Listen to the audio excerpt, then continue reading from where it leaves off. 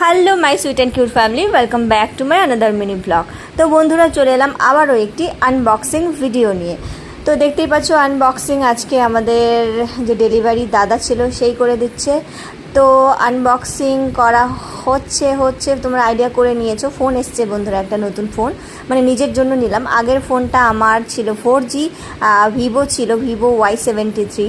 তো ক্যামেরা এখনও ভালো, মানে পেছন ক্যামেরাটা তো দুর্দান্ত, এখনও খারাপ বলবো তা না, কিন্তু সামনের ক্যামেরাটা একটু খারাপ হয়ে গেছে।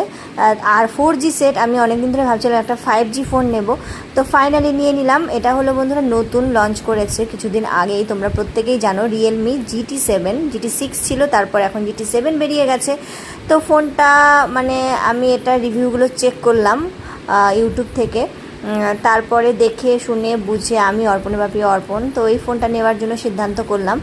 তো ফোনটা এসছে, আমি তো ইউজ করছি। সত্যি ক্যামেরা খুবই ভালো, সামনে পেছনে মানে দু সাইডেই আর কি ক্যামেরা ভীষণ ভালো। তারপর তো বন্ধুরা আপডেটের সঙ্গে সঙ্গে ফোন তো একটু চেঞ্জ হয়ই।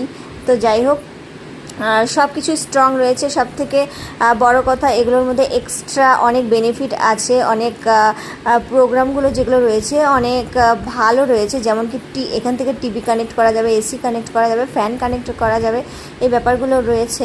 তারপরে তোমরা নিতে চাইলে তোমরা রিভিউগুলো একটু চেক করে নেবে আরও ডিটেলসে ইউটিউব দেখে, আশা করি তোমরা বুঝে যাবে। তো যাই হোক, এই ফোনটার প্রাইস নিয়েছে বন্ধুরা ওই 37 কি 38 হাজার টাকা। তো যাই হোক, 3,000 টাকা, 2,000 টাকা কম, 40,000 টাকা। তাহলে বুঝতেই পারছো ক্যামেরা তো ভালো হবেই। তো আমার তো ভীষণ ভালো লেগেছে। তো এই ফোনটা এখন ইউজ করব, আর ভীষণ খুশি আমি যে নতুন ফোন বাড়িতে এসছে। আর আমি কাজ করি, আমার দুটো ফোন লাগে বন্ধুরা, তাই জন্যই নেওয়া। তো যাই হোক, তোমাদের কেমন লাগলো ফোনটা জানিও কমেন্টে। আর আমি শেষে কিছু পিকচার অ্যাড করে দিচ্ছি, মানে পেছন ক্যামেরা আর সামনে ক্যামেরা যে ফটোগুলো আমি ক্লিক করেছি সেগুলো তোমাদের সঙ্গে আমি শেয়ার করে দিচ্ছি, তাহলে তোমরা ক্লিয়ার হয়ে যাবে। আর এখানে এমনিতেও ফিল্টারের ব্যবস্থা রয়েছে, এডিটের ব্যবস্থা রয়েছে, সব রয়েছে। তো চলো, ভিডিওটা ভালো লাগলে লাইক করো, টাটা।